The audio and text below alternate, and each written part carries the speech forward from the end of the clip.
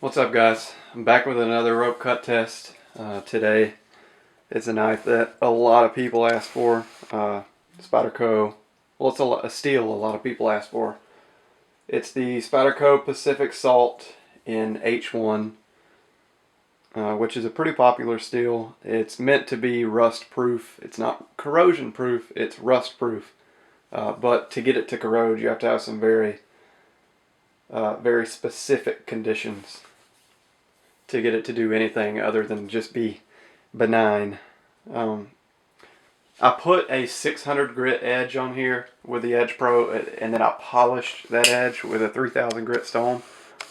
So you could consider this not a 3000 grit edge, but a polished 600 grit edge, if that makes sense to you. It's still a little toothy, but it's refined tooth. It is sharp. This is straight off the Edge Pro. No stropping or anything. I just stropped with the stone pretty much. But it's right at hair whittling sharp. I mean, there's no drag whatsoever. So it's sharp. I have a new testing method. By the way, the edge is at 36 degrees inclusive exactly. So I have a new testing method. I'm going to use this piece of wood. And there's a couple reasons, a few reasons maybe. It's going to make it to where I can use the length of the edge for the cuts. So used to, I would have to do this and then use the very tip to make the cut. Now I can use the length of the edge because I can get my hand down in here. It also gives me a soft, this is very soft. It's been sitting outside, it's soggy. It's extremely soft. I can dig my fingernail into it. It's going to give me a soft backing as to not affect my edge. This was not affecting my edge. I did a test the other night where I took a brand new edge. I stuck it in here and put tons of force on it and just drug it back and forth probably 150, 200 times. I did it for a while. No edge damage whatsoever. This cutting board is not affecting my edge at all. But just to take that out, completely out as a variable, I'm using this piece of wood, very soft.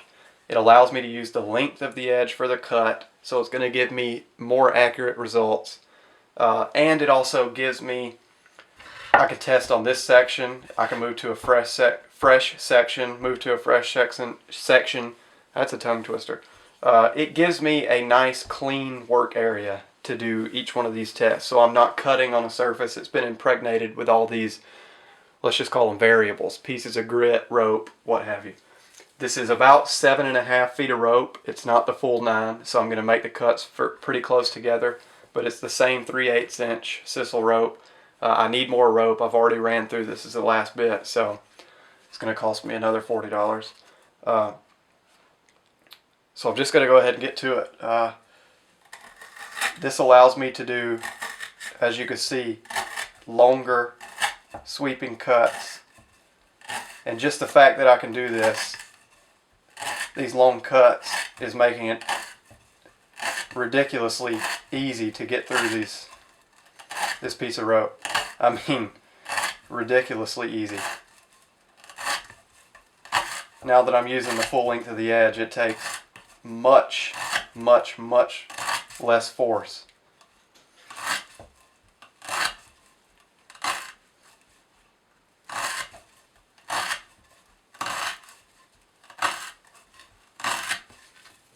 I'm going to go ahead and test the edge.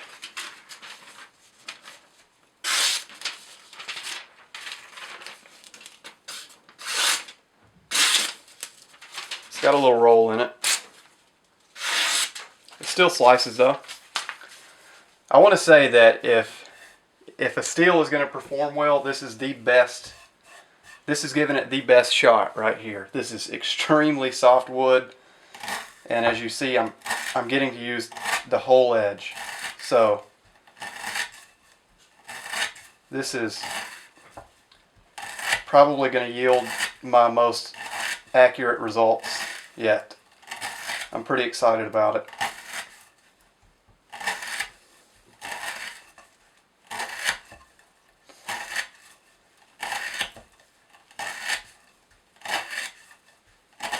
As you can see, I'm making the cuts very close together.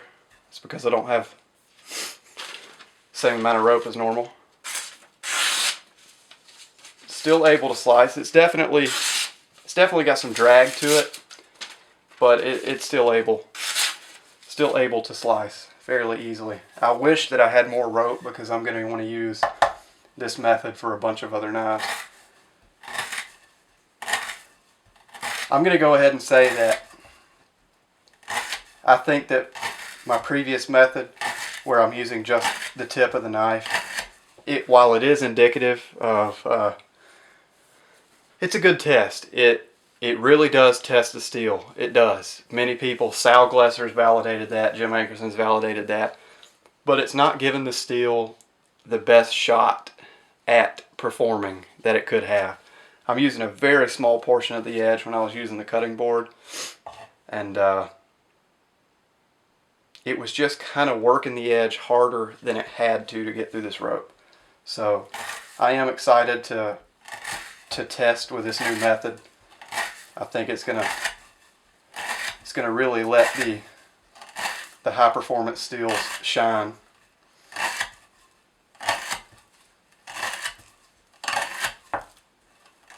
It's gonna let every steel shine pretty much. I want to thank Kylie for giving me this idea. He put the seed of this idea in my head a while back, and figured with all that's going on, it would be a good idea to do this. It's definitely duller, but it still cuts. You see, it's too dull. It's too dull to even grab the paper right there. It's the difference in between high vanadium steels and steels that have no vanadium at all. They don't develop a toothy edge, they just go blunt. Yeah, it's pretty much dull in the spot that's been doing the cutting, which is about that far, about that much. Alright, gonna continue on.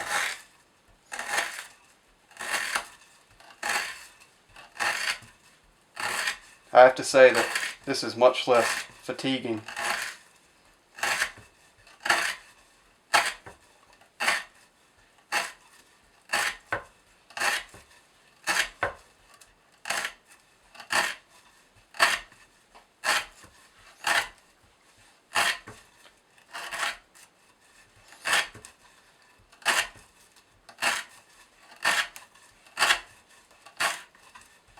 I can tell that the knife isn't wanting to cut as well as before. It's just because it's dulling. It's to be expected.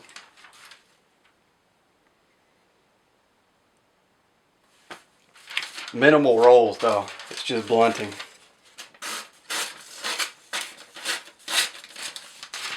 It still cuts, but it's poor. I mean, you can work it through there.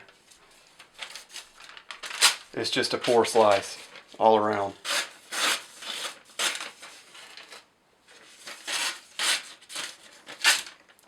I do want to say though, H-1 steel has never pretended to be a really good edge holder. It's respectable, especially given its performance characteristics. It does hold an edge really well, given the chemistry of the knife.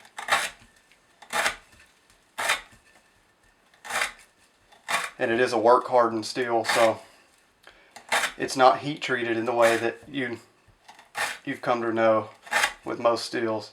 This is work hardened, so every bit of cutting and sharpening, that's debatable.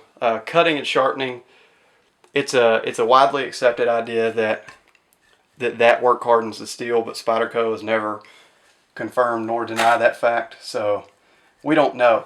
But what we do know is that when they make serrations in H-1, it work hardens the steel all the way up into the 60s, so that's pretty hard. So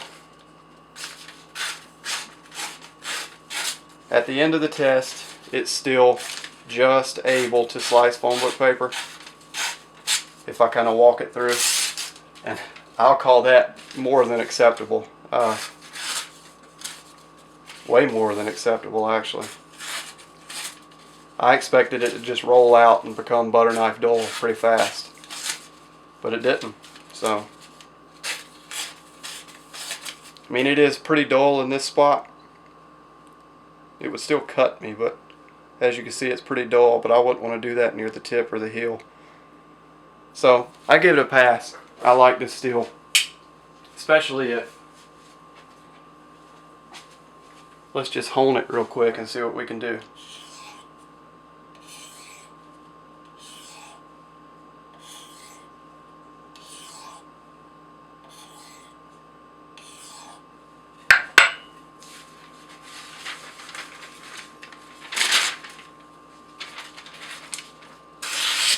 There you go. Those were edge trailing strokes.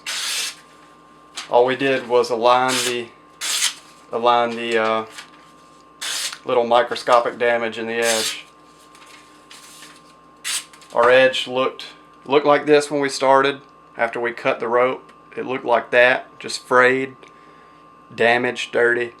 After we steel it, it lines it back up like that. So that's why it gets sharp. Clean edge after cutting, after steeling and honing, it's sharp again. I want to give credit where credit's due. That little hand motion I learned from Kylie, so that wasn't an original idea. It's just a very good way to demonstrate what's happening when you steel an edge. And yeah, I know this isn't a steel, it's ceramic, but using the same motion. So that's all it would take to have your knife beyond razor sharp again. So I like H-1. Very good steel, for me at least. I really do like it. So anyway, thanks for watching, guys. Let me know what you think about the new testing method. I like it a lot. I think it'll yield better results. And I hope you think the same. So thanks for watching. I'll see you next time.